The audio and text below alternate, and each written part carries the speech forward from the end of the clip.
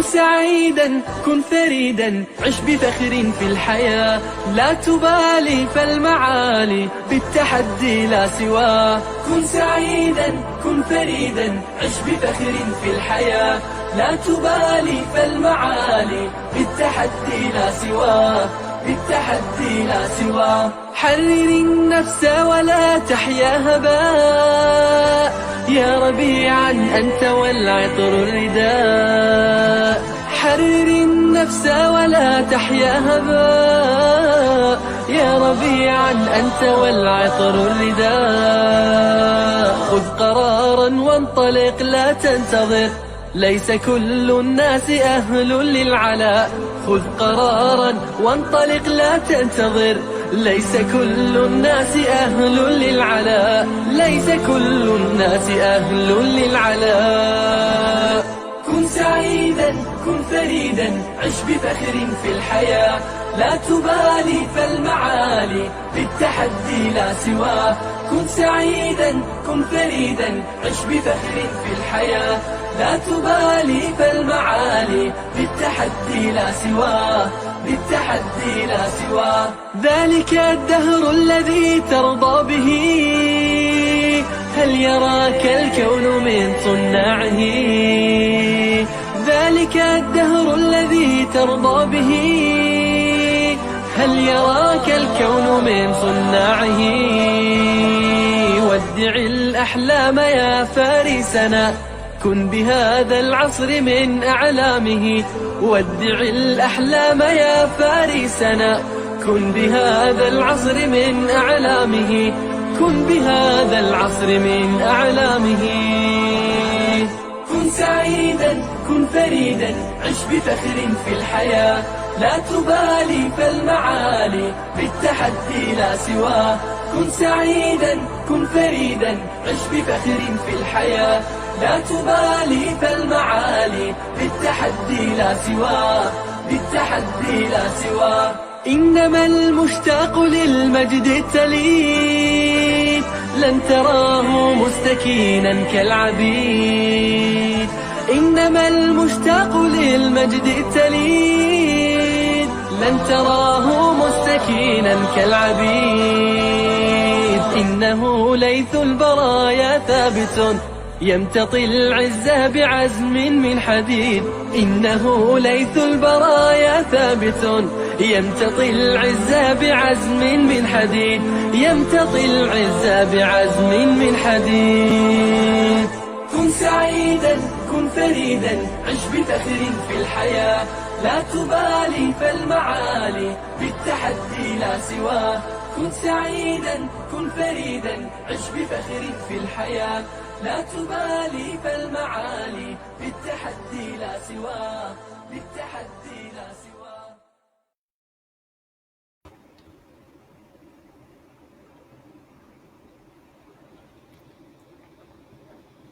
Bismillahirrahmanirrahim. Innal hamdalillah nahmaduhu wa nasta'inuhu wa nastaghfiruh wa na'udzu billahi min syururi anfusina wa min sayyiati a'malina. May yahdihillahu fala mudhillalah wa may yudlilhu fala hadiyalah. Wa asyhadu an la ilaha illallah wahdahu la syarikalah wa asyhadu anna Muhammadan 'abduhu wa rasuluh. Amma ba'd.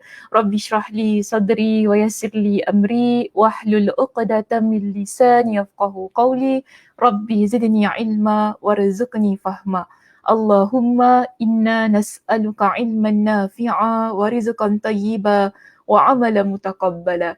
Assalamualaikum warahmatullahi wabarakatuh. Apa khabar jemaah muslimah kita di masjid mana ni? Masjid Kampung Siglap. Mudah-mudahan semua dalam keadaan yang sihat sejahtera hendaknya. Mohon maaf ya, petang-petang panas. Lupa pula nama masjid, kena tengok banner tu. Nama macam sikit lagi nak sebut satu nama masjid tu. Alhamdulillah. Baik, jadi apa khabar semuanya hari ini sihat? Admin kita pun tanya apa khabar semua? Kan? Sila jawab ke sihat admin tanya tu.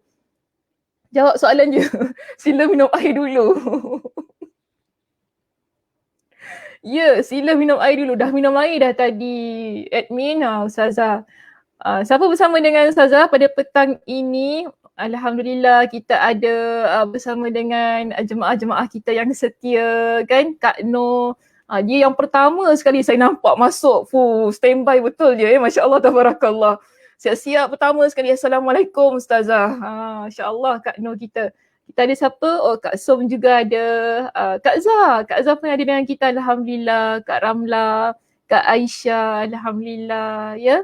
Jadi hari ini kita bersiaran secara online, tidak secara fizikal, dan saya rasa okey juga ya kita duduk di rumah ni. Alhamdulillah, taklah panas sangat ya duduk dalam aircon. Kalau kat masjid kan bahang, semacam bahang dia. Nak suruh buka aircon tak boleh pula ya. Cik, ni komplain tak adalah, gurau saja.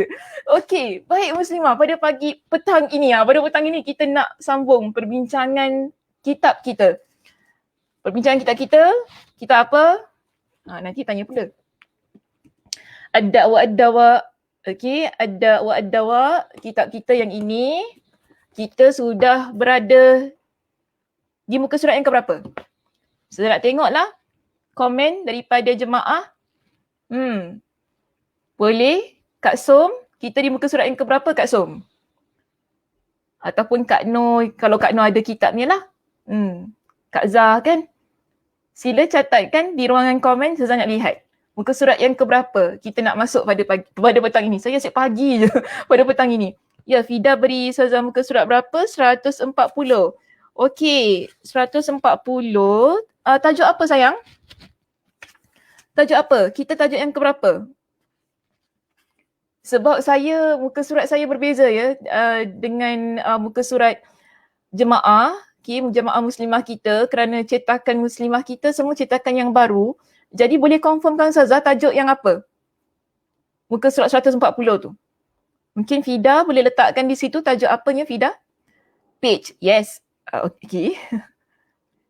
18, 18. Baik. 18 betul, okay. Tajuknya betul, 18, itu poin kita yang ke-18, maksiat mendatangkan laknat. Poin 18 juga Kak Som letakkan di situ, maksiat mendatangkan laknat. Jadi, kalau yang memiliki cetakan yang sama sebagaimana Ustazah, kita berada di muka surat 147. Okey, muka surat 147 dan yang cetakan terbaru kita berada di muka surat 140. Di poin kita yang ke-18 iaitu maksiat mendatangkan laknat pada bahagian kita yang kedua.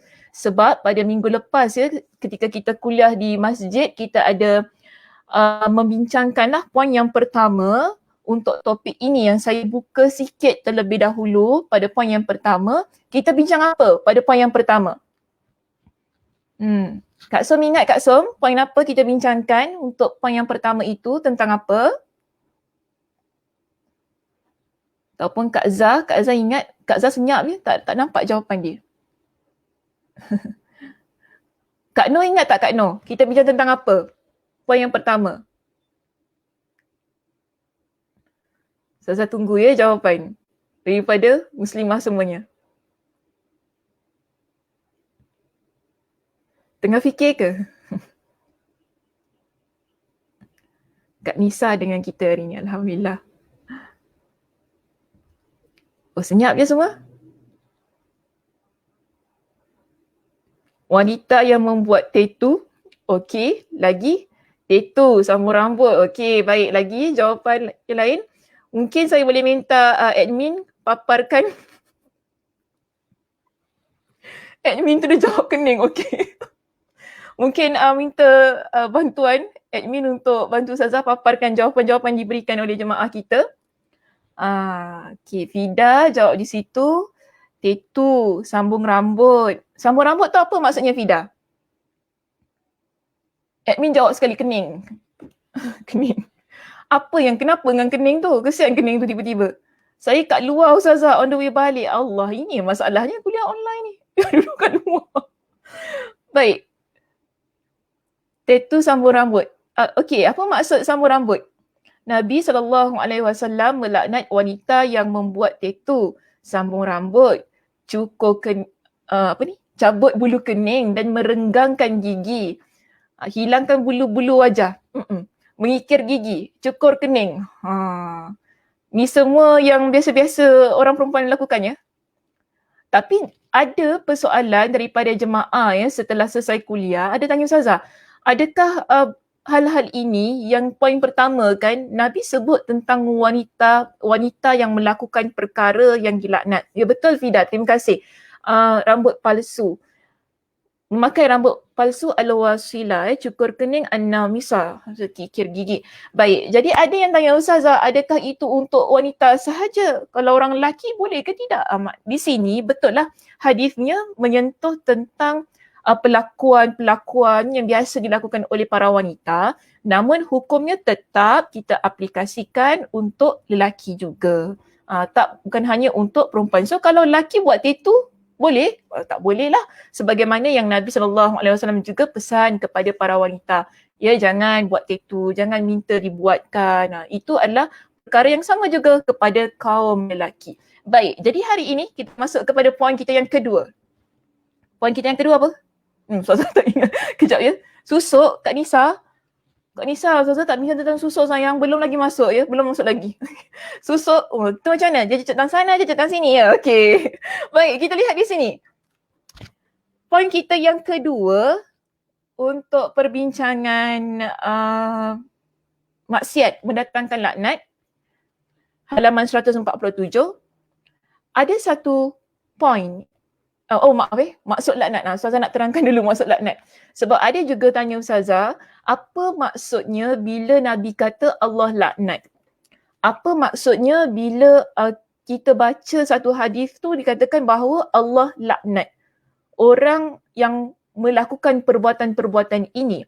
Jadi bila kita rujuk ya pada pentafsiran, pada syarah yang dikemukakan oleh para ulama hadis, ya, para ulama tafsir berkenaan dengan laknat Allah, laknat yang Nabi SAW sebutkan dalam hadis baginda, kita boleh fahami dengan poin-poin yang begini. Iaitu bila Nabi kata Allah melaknat ataupun kita baca sebuah hadis Nabi SAW melaknat, maknanya orang yang melakukan perbuatan itu dia mendapat kehinaan dari perbuatan yang dilarang tersebut. Boleh juga kita maksudkan bahawa orang tersebut dia jauh dari kebaikan. Dan kita kata jauh dari rahmat Allah. Yang mana kita sebagai seorang yang beriman, iaitu seorang muslimah, kita nak rahmat Allah ini. Sebab kita tak boleh hidup tanpa rahmat Allah. Rahmat Allah tu amat kita perlukan, iaitu kasih sayang Allah yang mana Allah Subhanahu Wa Taala permudahkan urusan kita. Ini semua masuk dalam rahmat Allah.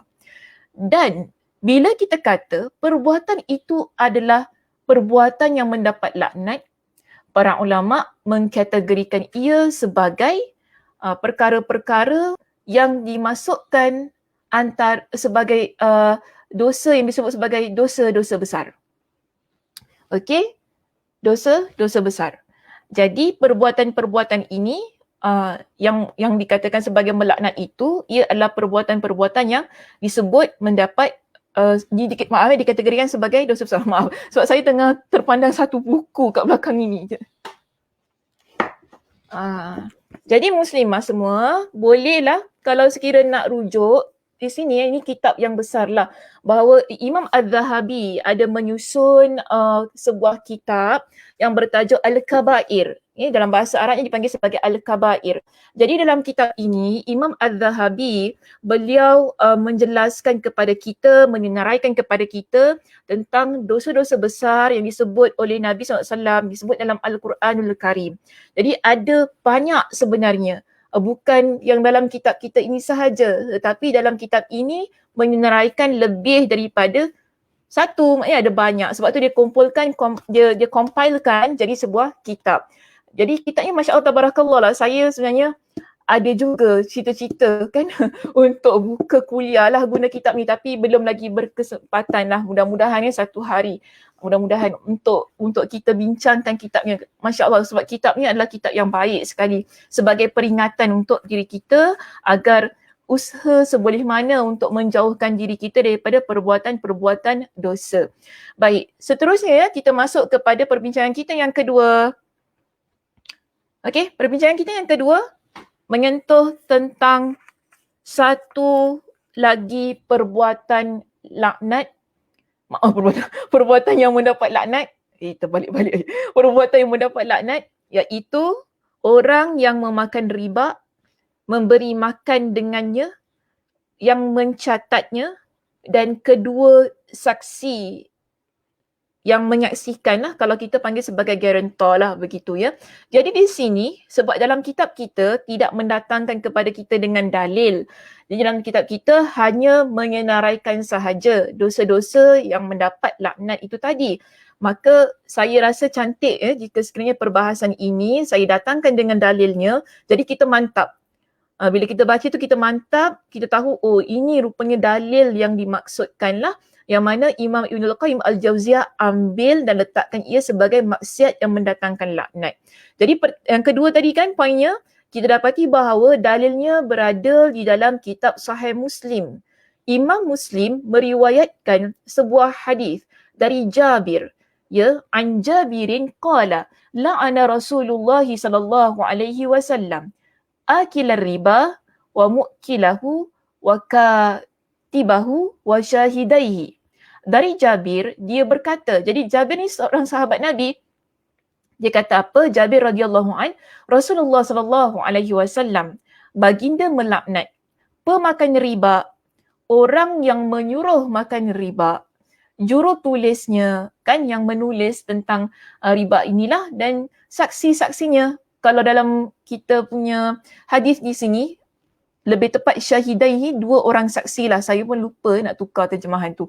Dan dua orang saksi yang ada pada masa itu untuk melihat ataupun untuk membenarkan apa yang mereka lakukan. Jadi di sini, seboleh mana mungkin ada orang tanyalah, Ustazah macam mana kita hidup di Singapura kan ada banyak perkara-perkara yang berunsur riba. Konteks kita beli kereta, kita beli rumah, kan kita ada macam bank loan dan sebagainya, ada banyak yang berunsur riba. Jadi hal-hal yang begini muslimah, ia telah dijelaskan oleh para ulama tentang keadaan-keadaan yang mana kita duduk di sebuah tempat yang bukan kata memudaratkan, yang memerlukan kita, sebab begitulah keadaannya.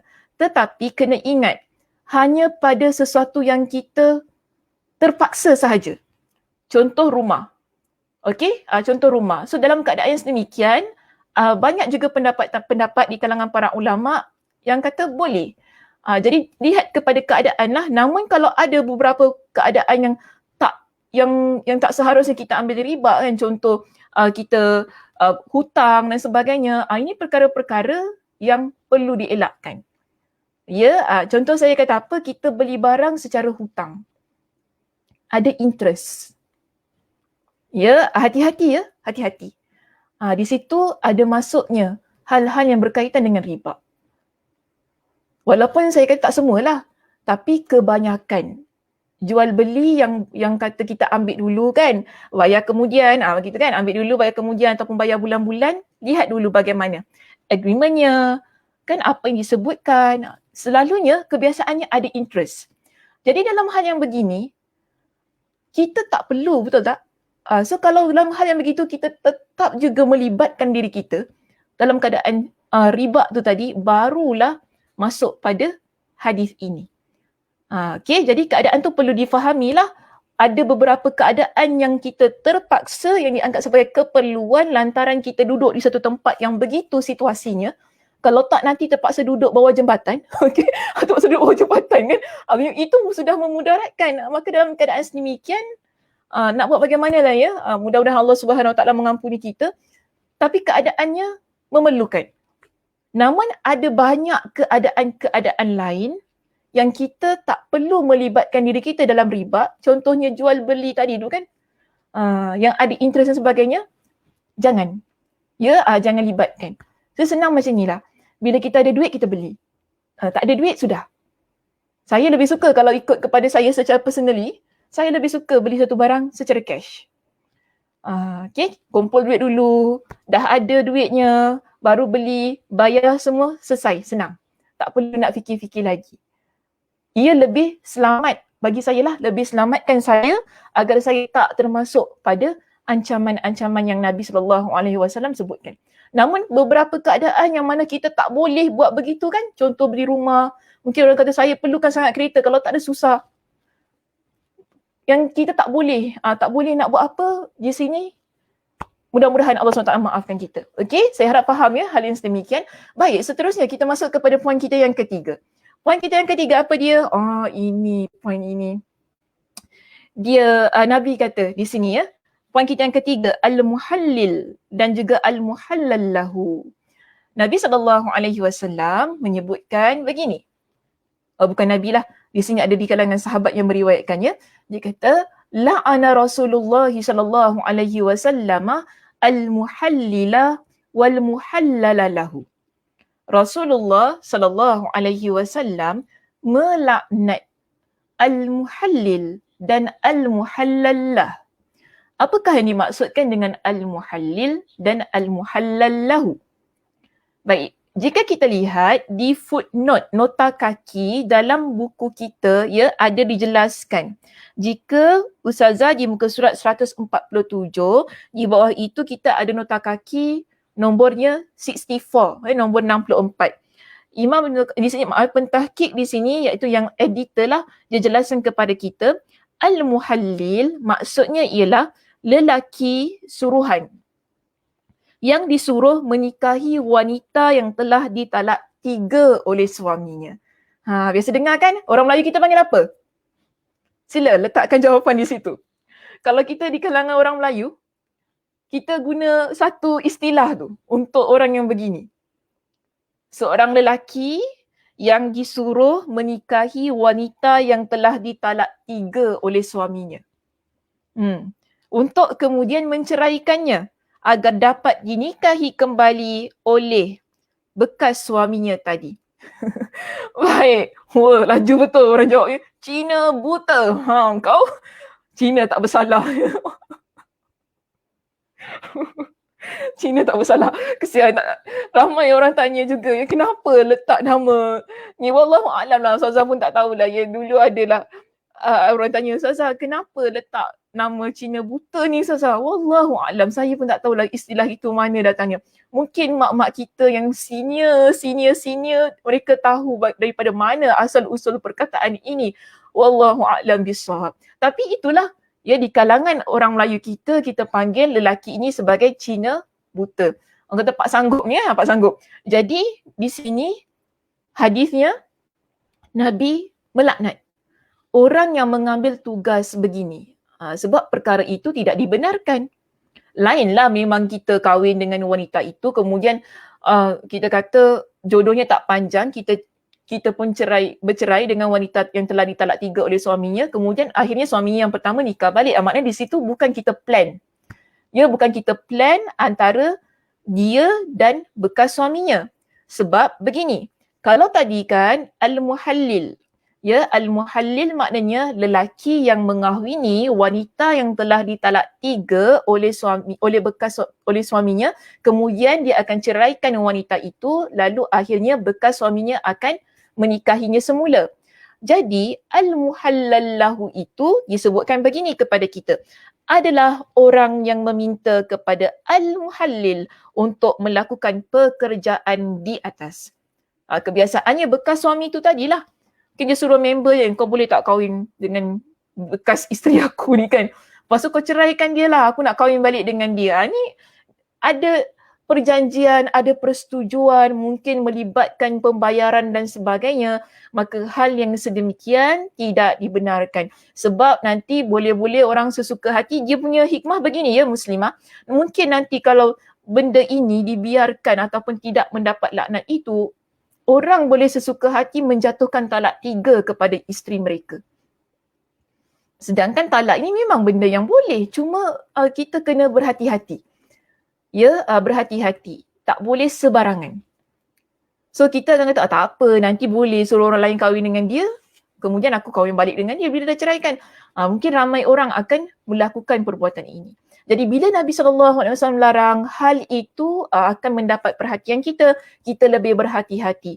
ya ketika kita berhadapan dengan situasi perceraian dan pernikahan. Sebab pernikahan dan perceraian ia bukan game.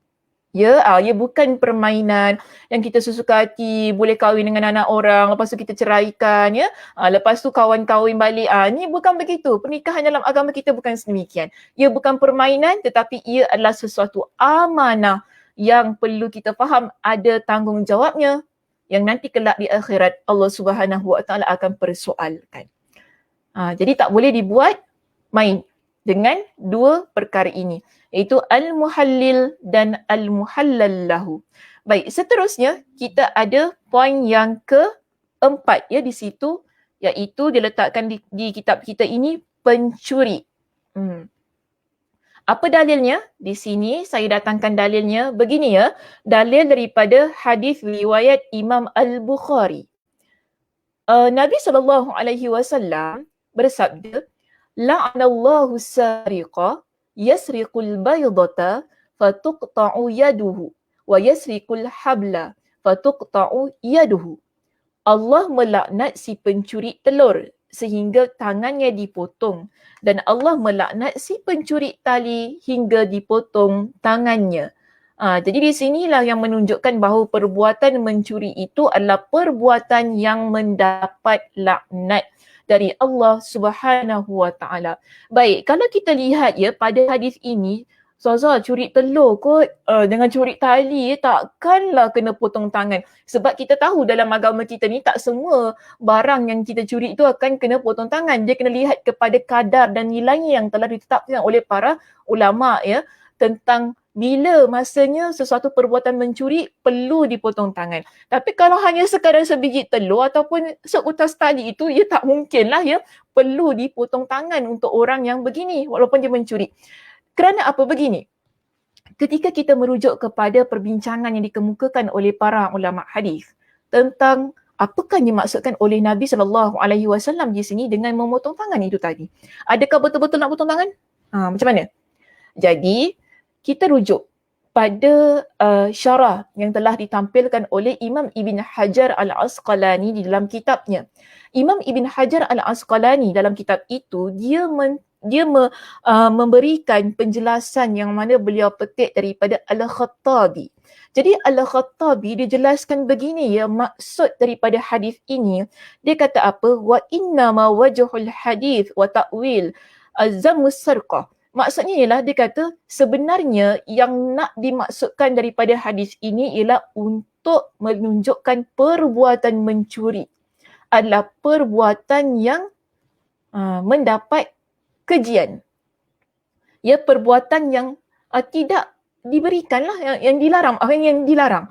Jadi dia kata bila Nabi SAW menyebut tentang hal yang sedemikian, telur sebiji telur tu kecil, seutas tali. Lagi kita rasa apa orang nak curi seutas tali kan? Kita mungkin tak terfikir begitu.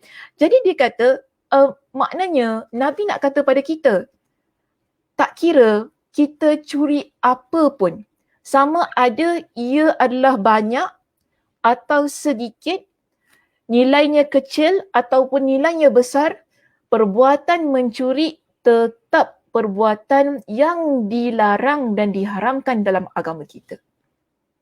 Ini nak dimaksudkan oleh Nabi SAW dalam hadis ini.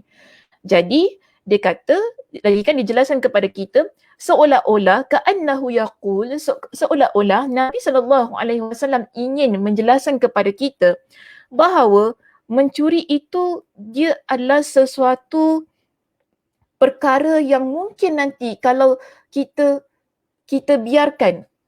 Contoh, tak apalah dia curi telur je, tak apalah dia curi tali je kan, macam tu kan. Kita biarkan. Orang ini lama kelamaan dia akan curi benda-benda yang lebih besar. Mula-mula praktis. Praktis curi telur. Okay, tak apalah ni dah berjaya ni. Dia akan mengorak langkah kepada sesuatu yang lebih besar. Nilainya lebih besar. Sebab itu hadis ini sebenarnya nak tunjukkan kepada kita, tak kira apa yang kita buat itu tadi kan, yang kita curi tadi itu kan, kecil ataupun besar, ia adalah perbuatan yang mendapat laknat daripada Allah. Jadi, dia kata beginilah, Fastamarat bihil adah, perbuatan itu yang bermula daripada barang yang kecil, ia akan menjadi kebiasaan bagi orang tersebut. Lam yai'as, dan dia menjadi orang yang tak berputus asa, bahkan dia lebih bersemangat, bermotivasi kan, ayu addiyahu zalik, itu untuk dia pergi kepada yang untuk dia menunaikan perbuatan mencuri ini dalam kehidupan dia. Dia dah jadi comfort, jadi biasa, selesa dengan apa yang dia buat. Jadi sebab itu dia kata beginilah, ka'annahu yaqul, seolah-olah Nabi SAW ingin menyampaikan kepada kita, hendaklah berhati-hati dengan perbuatan mencuri ini. Jangan ia menjadi satu perbuatan yang kita anggap ia remeh. Begitu. Walaupun kita kata, alah takkan curi telur kena potong tangan. Memanglah tak kena potong tangan sebenarnya. Kan? Tapi Nabi, walaupun di sini Nabi sebutkan tentang orang yang begini, okay, dia akan dipotong tangannya. Namun maksudnya untuk menunjukkan, kita curi apa yang kecil sekalipun, nilainya tak seberapa sekalipun, ia adalah perbuatan yang dilarang oleh Allah. Ya, dalam agama kita tidak membenarkan perbuatan ataupun tindakan mencuri itu berada dalam masyarakat. Sebab ia adalah perbuatan yang zalim. Perbuatan yang boleh menyusahkan orang lain. Bayangkan orang kerja penat-penat, kan, tiba-tiba dia balik kerja dengan duit dia ke apa kan, orang tu dicuri duitnya. Bukankah itu bermakna kita mengambil hak orang lain? Dan itu adalah kezaliman yang kita tahu dalam agama kita melarang untuk kita berlaku zalim ke atas orang lain. Sebab itu perbuatan ini mendapat laknat ya dari Allah Subhanahu Wa Taala. Baik, seterusnya kita pergi ke poin kita yang kelima. Okey. Poin kita yang kelima ialah berkaitan dengan arak. Ada 10 perkara yang Nabi SAW sebutkan ya berkaitan dengan arak ini. Jadi kita lihat hadisnya, kalau dalam kitab kita juga menyenaraikannya berkaitan dengan arak tersebut. Dalam kitab kita, dalam hadis ini, hadisnya diriwayatkan oleh Imam At-Tirmizi dengan status hadis yang sahih. Jadi Nabi SAW menyebutkan begini ya muslimah, an Rasulillah SAW fil khamri. Rasulullah SAW melaknat 10 orang yang berkenaan dengan khamar, iaitu arak. Mana datang perkataan laknat dalam bahasa Arab yang saya tak terdelete ke apa ni? Okey, tak apa. Lihat pada terjemahannya, minta maaf ya. Lihat pada terjemahannya. Pertama, ada 10 orang yang berkaitan dengan arak ini mendapat laknat daripada Nabi SAW. Pertama kita lihat di situ asiraha wa mu'tasiraha. Orang yang memerah, ya, dia memerah apa-apa yang dia simpan tu kan. Kalau biasanya kita tahu anggur bila kita peram, kemudian kita perah kan, dia akan dalam keadaan yang lama lah ya. Lama tu dia boleh jadi arak. Yang kita peram tu lama-lama tu dia boleh jadi arak. Antara minuman yang boleh mengubah keadaannya, sifatnya menjadi arak. Jadi Nabi kata orang ya yang buat, iaitu dia perah, orang yang memerah, kemudian yang meminta diperahkan. Dia tak perah, dia tak perah, tapi dia minta, awak tolong saya perahkan, saya nak minum. Macam itulah kan. Tolong perahkan ni kan. Okey. Jadi orang yang meminta diperahkan. Seterusnya Nabi kata apa? Wa syaribaha, orang yang minum arak itu, wa hamilaha, dan orang yang membawakan arak untuk orang minum. Wal mahmulatu ilaihi, yang dibawakan untuknya. Okey, yang dibawakan untuknya. Itu orang yang tengah tunggu duduk lah. Ya, kita order kan, arak mana? Contohlah arak mana? Arak mana? Tak tahulah, saya pun tak tahu macam mana nak order arak tu kan. Tapi dia duduk tunggulah, maknanya dibawakan. So ada orang akan bawakan untuk dia. Okey. Kemudian Nabi kata wasaqiyaha, dan orang yang menuangkan untuk dia. Wa ba'i'aha, iaitu orang yang menjual arak itu. Wa akila thamaniha, yang memakan hasilnya. Wal mushtari laha, pembelinya, dan wal mushtaratu lahu, dan yang minta dibelikan. Okey, dan yang diminta dan yang minta dibelikan. Jadi 10 orang ini yang terlibat betul-betul maksudnya dalam perniagaan arak tu kan, betul-betul memang itu sumber pendapatannya fully kita kata 100% dia pendapatannya daripada sumber arak ini, inilah perbuatan dia, inilah pekerjaan dia, maka orang yang begini Nabi sebutkan mereka mendapat laknat. Jadi hati-hati, okey?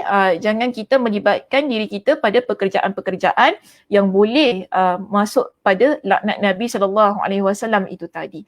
Baik, seterusnya kita lihat kepada poin kita yang ke-6. Poin kita yang ke-6 iaitu orang yang mengubah iaitu memindah tanda pembatas tanah. Okey, orang yang mengubah memindah tanda pembatas tanah. Poin yang ke-6, yang ke-7, 10 dan 11 saya gabungkan ia menjadi satu dalam perbincangan ini kerana hadisnya satu. Okey, sila berikan perhatian muslimah.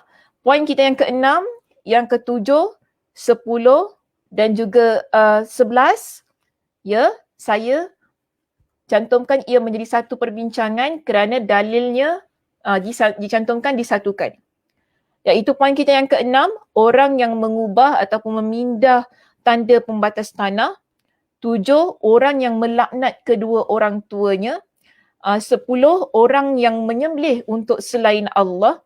Ke-11, pelaku kejahatan dan orang yang melindungi pelaku kejahatan. Jadi apakah hadis untuk keempat orang ini? Kita lihat di sini. Ada sebuah hadis yang diriwayatkan oleh Imam Muslim, Nabi SAW menyebutkan, La'anallahu man dhabaha li ghairillah wa la'anallahu man awa muhdithan. Tadi yang pertama ya. Pertama, Nabi kata Allah melaknat orang yang menyembelih untuk selain Allah. Kalau di kitab kita, itu poin yang ke-10. Ya, itu poin yang ke-10.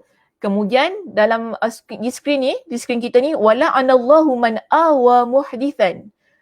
Orang yang melindungi tindak kejahatan. Di kitab kita poinnya ialah yang ke-11 iaitu pelaku kejahatan dan orang yang melindungi pelaku kejahatan. Seterusnya yang ketiga, wala anallahu man la'ana walidayhi. Orang yang mencaci kedua orang tuanya. Dalam kitab kita poin yang ke-7. Seterusnya di situ kita ada yang orang yang keempat, wala'anallahu man ghayyaral manara, dan orang yang mengubah tanda batas tanah. Dalam kitab kita poinnya adalah yang ke-6. Okey, jadi poin yang ke-6, poin yang ke-7, 10, 11 dicantumkan dalam satu hadis sebagaimana yang diriwayatkan oleh Imam Muslim dalam kitabnya. Jadi yang pertama, kita lihat di sini. Man dhabaha li ghairillah. Mereka yang menyembelih untuk selain Allah. Apa maksudnya? Mereka yang menyembelih untuk selain Allah. Kita nak sembelih untuk siapa? Ada jawapan yang ingin diberikan? Kalau kita kata kita menyembelih untuk selain Allah tu kan, sehingga mendapat laknat daripada Allah, apa maksudnya? Kalau kita tak sembelih untuk Allah, kita sembelih untuk siapa? Ya, terima kasih Kak Mas. Masya Allah. Baru saya nampak Kak Mas. Kak Mas baru masuk ke? Dia letakkan kat situ. Poin 6, 7, 10 dan 11 saya gabungkan. Ya, terima kasih. Baik, soalan saya. Kita kembali kepada persoalan kita tadi. Tadi Nabi kata, La'anallah man dhabaha li ghairillah. Allah melaknat orang yang menyembelih untuk selain Allah. Jadi kalau kita di sini, ada jawapan. Ada jawapan sudah diberikan. Menyekutukan Allah. Contohnya macam mana Kak Mas? Kalau kita kata, sembahan mereka selain Allah. Menarik jawapannya Kak Sum. Ada dua jawapannya di sini. Kita ada satu jawapan daripada Kak Mas. Kak Mas kata menyekutukan Allah. Seterusnya kita ada jawapan yang kedua, sembahan mereka selain Allah. Cuma saya nak lebih sedikitlah penjelasan daripada Kak Mas ataupun Kak Som di situ. Ada penjelasannya Kak Mas? bagaimana, okey, kalau saya nak relatekan ya, bagaimana perbuatan menyembelih untuk selain Allah itu boleh melibatkan kita kepada perbuatan menyekutukan Allah. Pada patung-patung yang dipuja. Alamak. Ganas pula jawapan ni. Pada patung-patung yang dipuja, okey. Boleh juga, Fidah, saya ambil jawapan itu, pada patung-patung yang dipuja. So adakah apa yang dijawab oleh Kak Som dan juga Fida di sini merupakan jawapan yang ada kena mengena dengan menyekutukan Allah? Susah juga lah tanya begini. Orang nak fikir, kalau dalam kelas senang juga tanya. Boleh juga kita tekan-tekan sikit. Ini orang nak fikir, ni nak jawab macam mana saya tanya ni. Tapi macam ni lah. Saya pendekkan cerita lah, malah nak panjang-panjang ya. Orang yang suka jumpa bomo yang membawa sembahan mereka. Nak bawa sembahan mereka macam mana tu? Allah, Kak Aisyah, complicated pula. Dia bagi saya lagi satu complicated ni. Macam mana kita nak perbetulkan? Mempercayai ada kuasa selain Allah atau mengambil sesuatu menjadikan perantaraan untuk Allah. So macam mana kita nak relate dengan sembelih tadi? Muka saya makin bercahaya sebab matahari makin makin daripada tingkap ni. Macam mana kita nak relate dengan sembelih tadi? So dia macam ginilah ya Muslimah. Bila kita kata kita menyembelih untuk selain Allah ini, kan, kita istilahnya kita letakkan satu bahan makanan kepada ataupun di tempat-tempat yang kita yakin ada penunggunya, ya, ada pemujanya lah, begitu keadaannya. Kan? Pernah tak dengar hadis pasal lalat tu kan? Mungkin saya rasa saya pernah cerita lah hadis pasal lalat tu. Yang mana ada dua golongan, dia ni, dua orang lelaki, dia nak lalu ke tempat tu kan. Okay, bila dia nak lalu ke tempat itu, kemudian di tempat tersebut ada orang jaga. Jadi mereka yang jaga ni kata, engkau tak boleh lalu melainkan engkau menyembahkan sesuatu kepada berhala kami. Jadi lelaki ni kata, aku tak ada apa-apa untuk dipersembahkan kepada berhala kamu. Namun mereka kata apa? Persembahkanlah walaupun dengan seekor lalat. Jadi dia pun ambil lalat, ambil ni, bagi dekat berhala kau. So mereka bagi dia lalu. Kemudian lelaki yang kedua datang, keadaannya sama juga. Dia kata tak ada apa nak bagi dekat berhala ni. Mereka pun bagi idea lah macam mana lelaki yang pertama tadi kan. Iaitu suruh dia persembahkan dengan seekor lalat. Maknanya bagi makan lah dekat berhala ni kan dengan seekor lalat. Lelaki yang kedua ni kata apa? Aku tak akan sembelih apa-apa binatang ataupun aku tak akan bagi apa-apa. Maknanya sembelihan itu hanya melainkan untuk Allah. Dia kata gitu. Tapi lelaki yang kedua ini, adakah dia selamat? Tidak. Dia dipenggal lehernya oleh mereka yang menjaga tempat tersebut. Nabi kata apa? Lelaki yang pertama tadi, dia masuk neraka. Yang dia berikan. Dia berikan lalat tadi kan, dia masuk neraka. Lelaki yang kedua, walaupun dia tak selamat, lehernya dipenggal, Nabi katakan lelaki yang kedua itu dia masuk syurga. Jadi menyembelih ni macam kita sembelih binatang kurban kan, ia adalah satu ibadah untuk Allah. Ya, untuk Allah, untuk Tuhan kita lah. Maksud tu kan, bila kita buat raya haji tu semua, satu ibadah yang kita lakukan. Jadi tak boleh bila kita saja-saja buat kan, untuk pokok ke, untuk bagi jin ke apa kan, sembelih ayam ke apa, bagi jin makan. Ni benda-benda yang memang kita kata ayam tu tak boleh nak buat korban, bukan tak sesuai pun untuk binatang korban kan. Tetapi ia adalah perbuatan, ya, yang mana kita letakkan kepercayaan, kita letakkan sesuatu kuasa yang ada pada selain Allah. Sebab itu ia adalah perbuatan yang syirik dan perbuatan yang mendapat laknat daripada Allah Subhanahu Wa Taala. Baik, seterusnya kita lihat di situ yang poin kedua tadi Nabi kata apa? Wala'anallahu man awa muhdithan. Iaitu untuk orang yang melindungi tindak kejahatan. Di sini orang ini dia tahu ada orang yang buat jahat. Dia reda dengan perbuatan jahat orang tersebut. Bahkan dia lindungi perbuatan orang itu tadi. Dia reda dan dia lindungi perbuatan orang tersebut. Support, berikan sokongan, berikan perlindungan. Tak apa, kau buat je benda-benda jahat ni, tak apa. Macam tu kan, ada kan keadaan-keadaan yang semikian. Tak apa, buat je benda-benda ni semua. Yang kita ada, kita boleh lindung nyawa. Kadang-kadang begitu situasinya. Jadi perbuatan ini tidak dibenarkan dalam agama kita. Okey, baik, itu yang kedua. Yang ketiga, dalam hadis ini Nabi SAW menyebutkan man la'ana walidayhi. La'anallahu man la'ana walidayhi. Dan orang yang mencaci kedua orang tuanya. Bagaimana tu keadaan kita kata kita mencaci kedua orang tua kita? Ada ke orang nak caci kedua ibu bapa dia? Soalan saya. Ada ke orang nak caci kedua ibu bapanya sendiri? Mungkin ada, kan? Manusia ni ada pelbagai macam jenis. Ada pelbagai macam perangai. Ada pelbagai macam karenah. Hati pun ada macam-macam hati dah manusia ni. So kita pun susah nak cakap. Kadang-kadang kita pelik. Kenapa dia boleh buat begitu? Namun Nabi SAW ada mengingatkan kepada kita. Inna min akbaril kabairi ayyal'ana ar-rajulu walidayhi. Sesungguhnya di antara dosa besar yang dianggap besar adalah seorang lelaki dia melaknat kedua ibu bapanya. Seorang lelaki yang melaknat kedua ibu bapanya.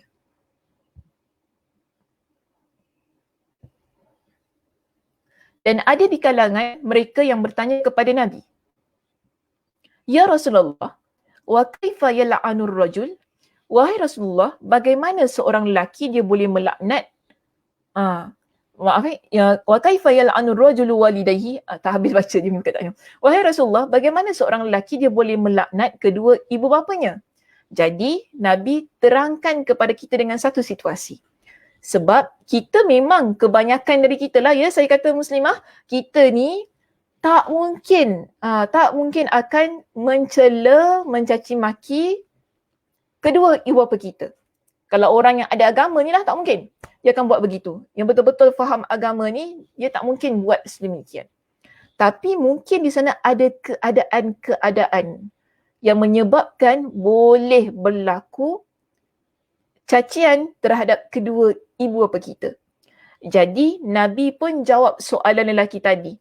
Sebab lelaki tadi tanya apa? Bagaimana seorang lelaki dia boleh mencaci kedua ibu bapanya? Nabi pun beritahu kepada dia. Qala yasubbur rajulu abar rajuli. Ada seorang lelaki dia caci ataupun dia kata yang tak baik tentang bapa seorang lelaki lain. Kita ambil kawan, ada dua orang ni yang berkawan, yang berteman. Kemudian yang A ni dia caci bapa B, kan? Bapa B ni. Baik. Kemudian yang A ni bila dia caci bapa B, si B ni fayasubbu abahu wa yasubbu ummahu. Si B ni bila A caci bapa dia caci balik mak bapa si A. Begitu keadaannya. Boleh faham ya? Kita memang tak kita memang tak caci mak ayah kita. Tapi kerana kita caci mak ayah orang lain, orang yang kita caci mak ayah dia tu caci balik mak ayah kita. Keadaannya sedemikian. Jadi itu juga dianggap sebagai dosa besar. So jangan kita ni suka cakap tentang mak bapak orang lain. Sudahlah. Mak bapak orang lain. Kita kadang-kadang kita gaduh kan dengan kawan kita ni cakap benda-benda yang tak baik tentang mak bapak orang lain. Itulah puncanya penyebab orang lain pula yang mencaci ibu ayah kita. So kita nak elakkan situasi yang sedemikian. Jadi di sini sebab itu Nabi kata orang yang begini akan mendapat laknat Allah. Okey, baik. Seterusnya kita ada yang keempat, iaitu wala'anallahu man ghayyaral manar. Dan orang yang mengubah tanda batas tanah. Jadi dia ni saja-sajalah, maksudnya tanpa persetujuan tuan empunya tanah yang lagi satu. Mungkin batas tanah kita sampai sini sahaja. Dah tu kita pandai-pandai tukar lebihkan sedikit. Ni benda-benda yang boleh mendatangkan permusuhan, pergaduhan, ya. Sebab itu tak boleh sebarangan. Hak orang adalah hak orang. Kita jangan pandai-pandai mengubah sesuatu yang ada pada hak milik orang lain. Melainkan di sana ada persetujuan, kita kata kita nak beli tempat dia dan sebagainya, itu okey. Tapi kalau kita sendiri pandai-pandai yang ubah, kan kita nak, alah ni sayang lagi sikit je kan, kita pun letak line padahal itu dah masuk kawasan orang lain. Hal yang sedemikian tidak dibenarkan. Okey, baik. Seterusnya kita lihat kepada poin yang ke-8 dalam kitab kita. Ya, poin kita yang ke-8 dalam kitab kita, di situ apa? Disebutkan orang yang menjadikan makhluk yang memiliki roh sebagai sasaran anak panahnya dalam latihan memanah. Makhluk yang memiliki roh ni maksudnya binatang, manusia pun boleh jugalah ya. Binatang, manusia ke apa kan, yang ada nyawa, kita jadikan dia kan, duduk kat sini, ambil rabbit ke apa, duduk sini, rabbit tu kan, kita pun main panah untuk praktis memanah. Jadi hal yang begitu dilarang. Ya, sebagaimana yang disebutkan di sini, inna Rasulullah sallallahu alaihi wasallam Inna Rasulullah sallallahu alaihi wasallam la'ana man ittakhadha syai'an fihi ruhu gharada. Sesungguhnya Rasulullah sallallahu alaihi wasallam melaknat orang yang menjadikan makhluk bernyawa sebagai sasaran memanah. Menembak pun boleh jugalah ya muslimah. Okey, letakkan menembak pun boleh, tak ada masalah. Yang penting perbuatan ini kita menganiayalah binatang tu kan, tak bersalah dan sebagainya, kita jadikan dia sasaran lah.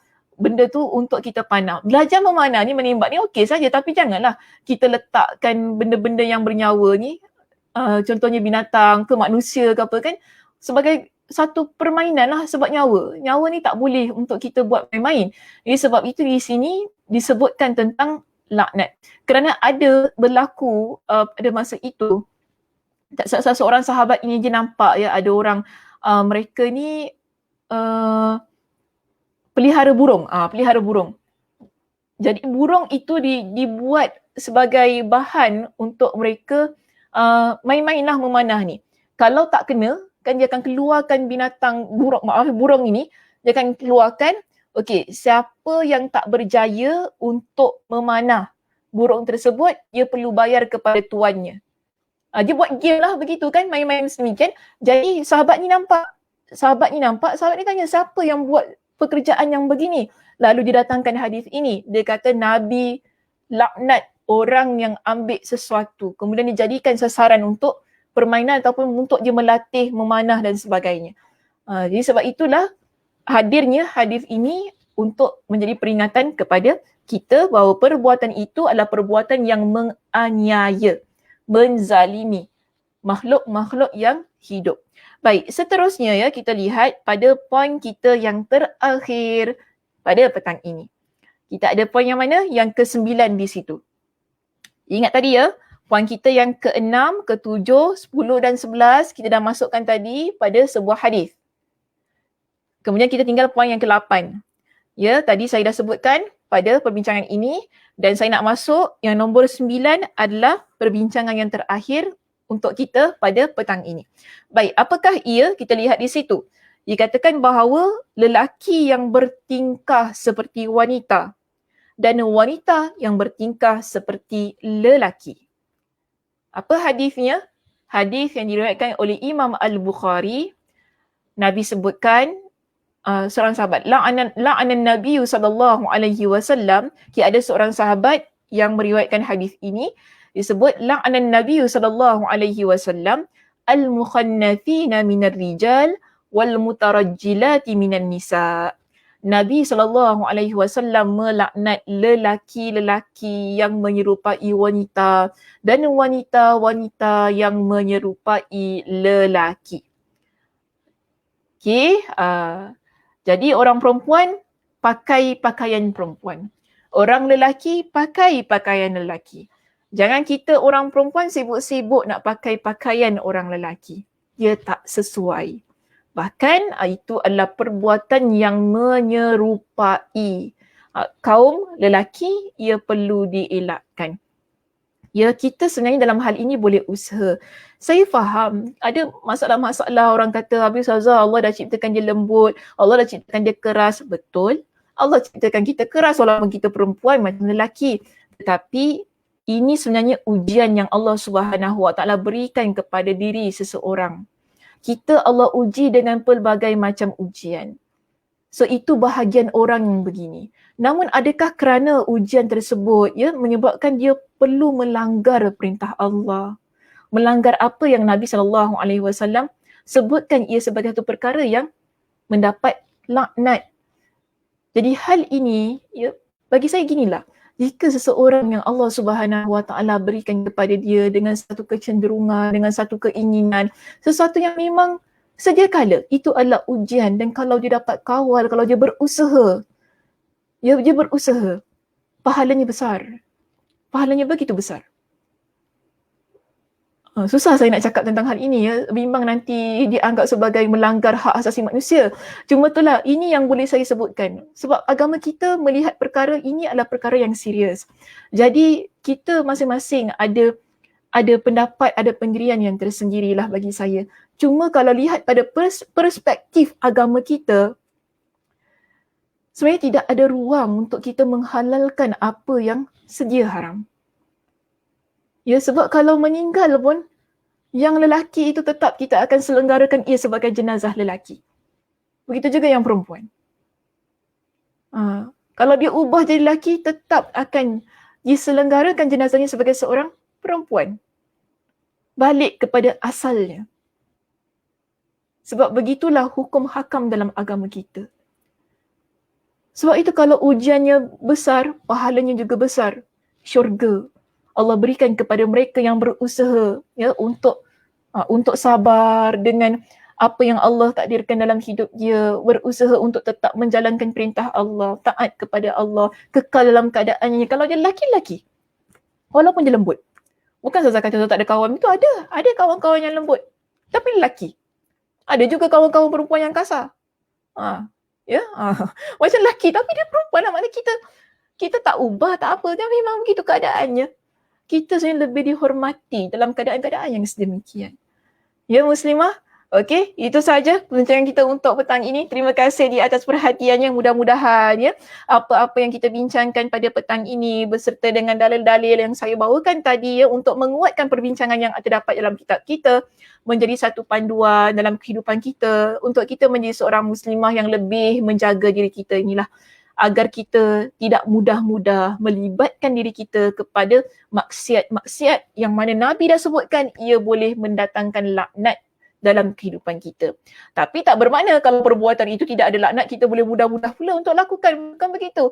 Sekarang ini kenapa kita belajar tentang semua hal ini? Ialah untuk menjaga diri kita, menjadi sebagai peringatan pada diri kita. Agar bila kita belajar, dengar ayat Al-Quran, dengar hadis Nabi, dengar penjelasan daripada para ulama, kita akan mantap jiwa kita ini untuk sentiasa berusaha. Sebab nak tinggalkan kejahatan ni dia kena usaha. Sebab tu banyak kali saya kata kena usaha. Kita nak tinggalkan kejahatan, ia perlu diusahakan, dipaksakan agar kita tak terlibat. Bila kita baca berkenaan dengan laknat-laknat ni semua, kita akan jadi takut.